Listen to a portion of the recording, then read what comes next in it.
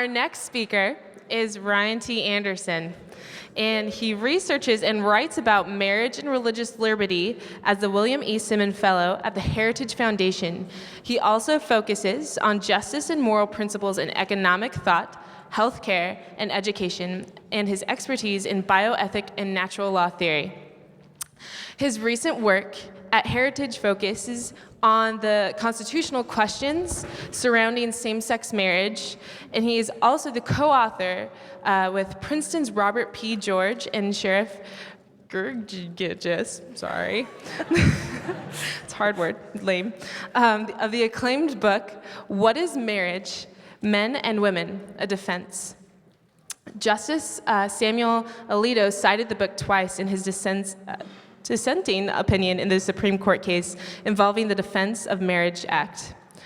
And it's my great honor and pleasure to introduce Ryan Anderson.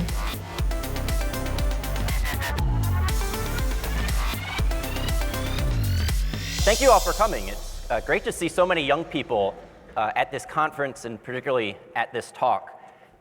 Normally when I speak about marriage to college audiences, it's to a largely hostile, largely skeptical crowd.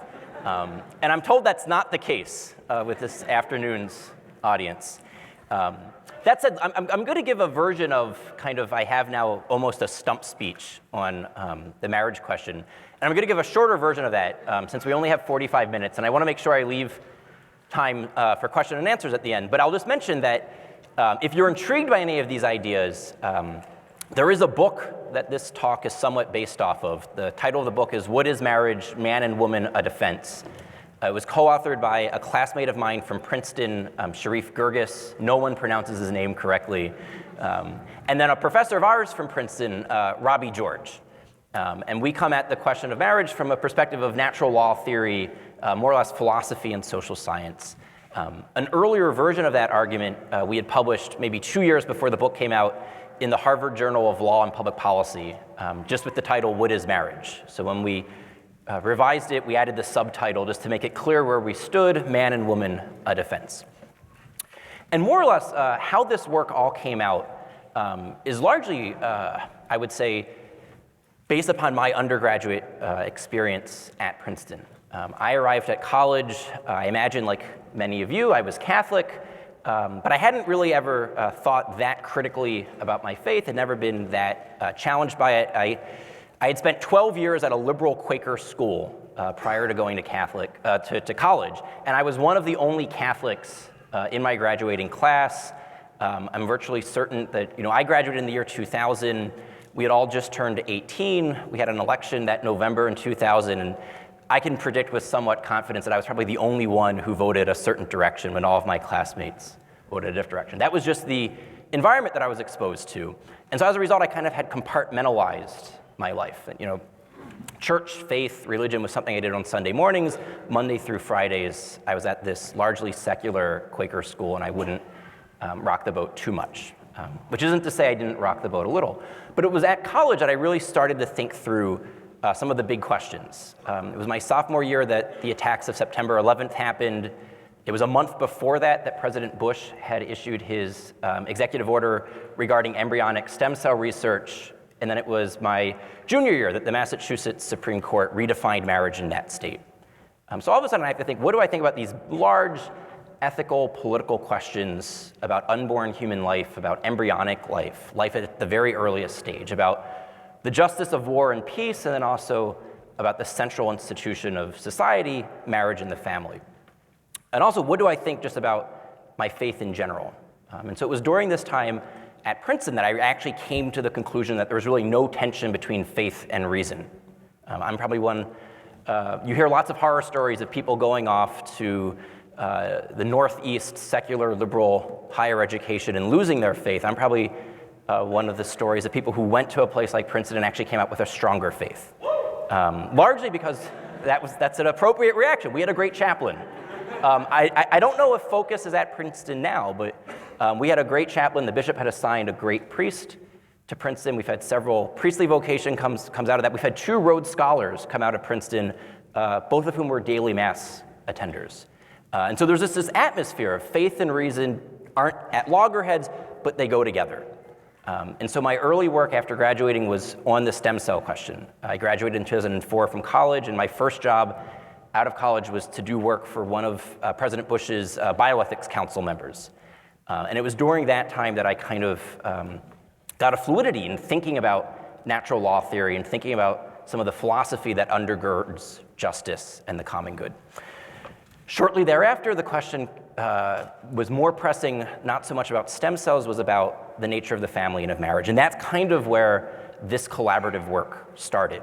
Sharif was a couple years behind me at Princeton. I met him in a freshman Bible study that I was leading. Sharif then went on to be one of those daily mass attending Rhodes Scholars from Princeton. He's now back there doing his PhD while he's finishing up his law degree at Yale. He's the underachiever in this triad. But to a certain extent, what I want to suggest by this way of kind of biography introduction is that we need not be afraid of exploring the best of reason, the best of philosophy, the best of social science, just as the best of biological sciences, ultrasound, embryology, show that there's no tension on the abortion or bioethics questions between faith and reason, so too, when we think through about marriage and the family, we'll see no tension there. At the highest level of academic thought, Sharif, the other co-author, is a tenured professor at Princeton, visiting professor at Harvard's law school. We don't have to be afraid of our convictions here. We just need to learn how to articulate them. And this is something that the pro-life movement had to wrestle with. 40 years ago, after the Roe v. Wade decision, many people were somewhat persuaded, of the opinion that the pro-life movement had lost, that Roe would be a fatal setback, and that too many people didn't know how to make the case for life. I would venture a guess that more or less everyone in this room could make a pro-life argument without appealing to your faith in the middle of your sleep. That it's now become so easy to make those arguments because we've had 40 years of practice, of thinking through the case for life, refining the argument, and articulating it. And now we see great strides. Your generation is more pro-life than your parents' generation, largely because of the work that's taken place during the past 40 years. And something similar now needs to take place on the marriage question. Common sense wisdom that every one of our grandparents just took for granted. None of my grandparents went to college. Some of them didn't even go to high school. They all knew marriage was between a man and a woman. They also knew that marriage was supposed to be a permanent and an exclusive bond. That's no longer understood to be common sense, self-evident truths. So we now have to start making an argument for it, articulating that case. So what I want to do today in the time that we have together is sketch some of that argument. Because we don't have a full hour and a half, it's going to have to be somewhat abbreviated. I'll just mention that if you Google my name, the word Stanford, actually if you do YouTube search, not a Google search, or YouTube, search for YouTube Ryan Anderson in Stanford. I was at Stanford this past April, and I had a full, I think, hour and a half, and so I gave the lecture for about 45 minutes, and then I did 40-some minutes of Q&A.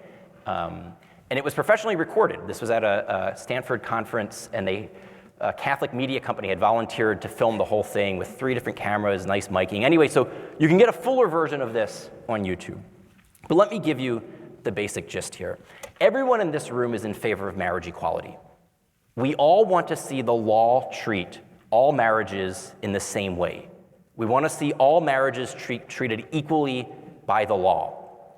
Where we have a disagreement, possibly a disagreement inside of this room, but definitely a disagreement between people in this room and people in the broader culture, is on what sort of a relationship is a marriage. That marriage equality is a great slogan. The left has been very good here. Marriage equality, it fits on a bumper sticker. You can put up a red equal sign as your Facebook icon or your Twitter icon, but it's utterly vacuous. Because equality, at the end of the day, can't tell us what it is that we should be treating equally. To answer the question of marriage equality, you have to first answer a prior question. And that prior question is the title of our Harvard Law Journal Public Policy article and the book. What is marriage? Only if you can answer that question, say, what is a marriage, can you then say whether or not any given policy are treating marriages equally or not? Is this marriage policy violating marriage equality, or is it upholding marriage equality? Because even those who would redefine marriage to include same-sex couples still draw certain lines as to which consenting adult relationships will be treated in law as marriages. And if we want the right lines to be drawn, if we want those lines to reflect the truth and to be based on principle, we have to know what is marriage. Now, when we were doing research for the article and for the book, we noticed that a lot of people refused to answer that question. You would ask them, all right, well, what do you think marriage is? And they would say, well, I don't have to answer that. Whatever it is, it has to include gay and lesbian couples. So ultimately they had a parasitic definition of marriage, that whatever it is, it needs to include the same-sex relationship. But when we looked more at their writings, some of the academic writing in particular in defense of redefining marriage, we saw that their vision of what marriage is was ultimately simply an intense, emotional, romantic, caregiving relationship. That what made marriage marital, what made marriage different than ordinary friendships or roommates or best friends, was the intensity of the commitment, the priority of this bond over other bonds, the intensity of the emotional, romantic commitment, the feelings that you have for one another. If this was the case, we thought that at the end of the day, this simply collapses marriage with companionship in general. That it can't explain any of the historic Western marital norms, especially American legal marital norms of monogamy, exclusivity, and permanency. If marriage is primarily about an intense emotional union with another person who you care for, why can that only be between two people?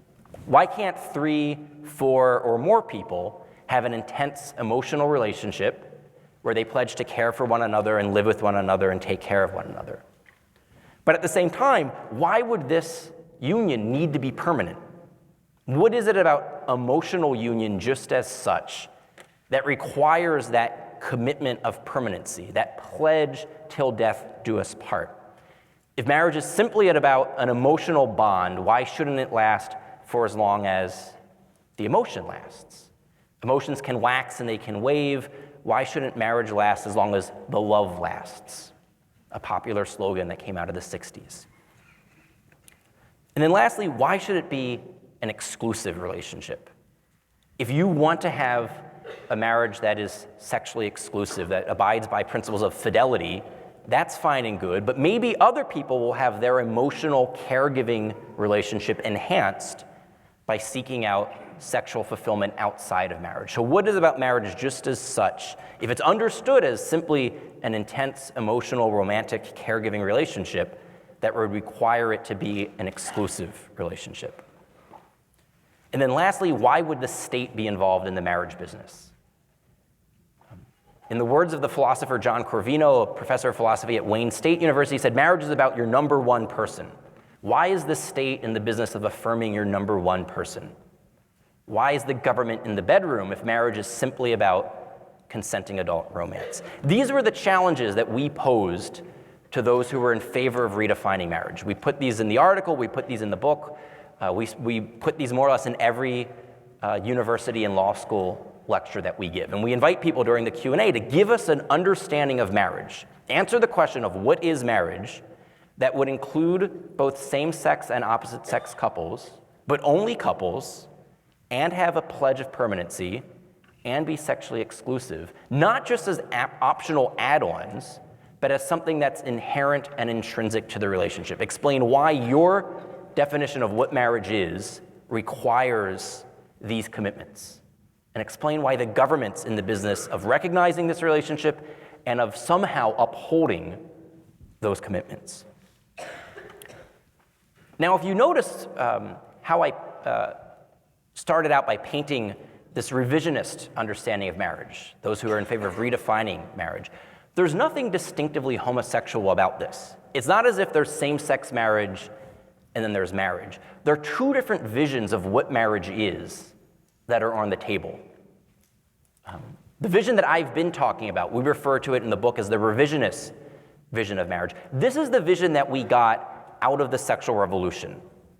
And it's only the logic of the sexual revolution 40 years later that we see working out today. This is the vision of marriage. It says marriage is simply contract law, that marriage is simply about consenting adult romance. This is the vision of marriage that first gave us the hookup culture. It's given us the pornography problems that we see today, gave us the problem of divorce, no-fault divorce, more than a doubling in divorce rates between 1970 and 1990, the problem of non-marital childbearing, the problem of absentee fathering.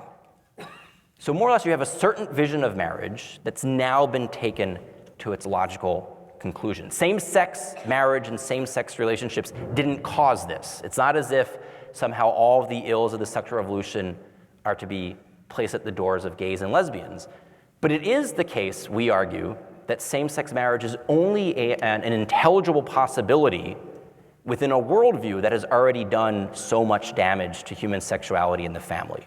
That the reason why we're having the debate about the definition of marriage today is because for the past 40 years, we largely lost sight of what marriage is and what the purposes of sex are. And the problem, we argue, and I'll continue this afternoon, is that formally, legally redefining marriage will make it much harder to undo the damage of the sexual revolution, because formally and legally redefining marriage doubles down on all of the errors of the sexual revolution. And it'll make recovering a sound understanding of marriage very difficult. So if that's the new vision of marriage, that it's about consenting adult romance of whatever size or shape the consenting adult romance comes in, what was the previous definition? What's the historic definition? In the book, we refer to it as the conjugal understanding of marriage. In other places, we refer to it as a comprehensive understanding of marriage. And let me spell that out. What we mean by this is that what makes marriage different than other types of relationships is that it's a comprehensive union, and it's comprehensive in the acts that spouses engage in the goods that spouses are ordered towards, and in the norms or the commitments that spouses make to each other. This comes right out of Aristotle. Aristotle, a nice pagan Greek philosopher, 2,500 years ago taught us that you can more or less analyze any sort of community by looking to those three aspects of the community. Look at the action that the community engages in, look at the goods that the community is ordered towards, and then look at the commitments that the community lives by. And so to give a non-controversial example, I'll use an example of an academic community, a university. Many of you are parts of university communities. What are the sorts of actions that make an academic community different than an athletic community or a corporation, a corporate community?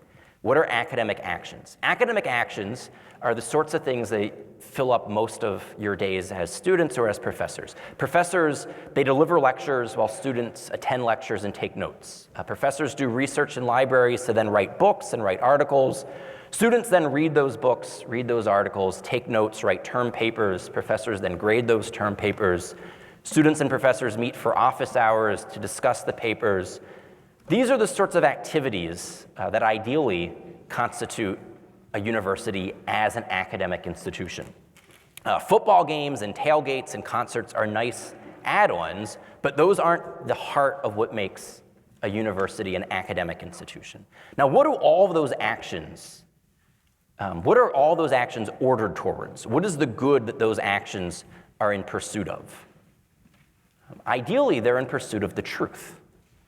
That all of the various exercises that you're forced to go through, hoops that you're forced to jump through, ideally are ordered for you to discover the truth. The books that you read, the lectures that you attend, the term papers that you write, the tests that you take are all there as vehicles for you to eliminate ignorance from your life and to appropriate the truth into your life, to come to knowledge of the truth.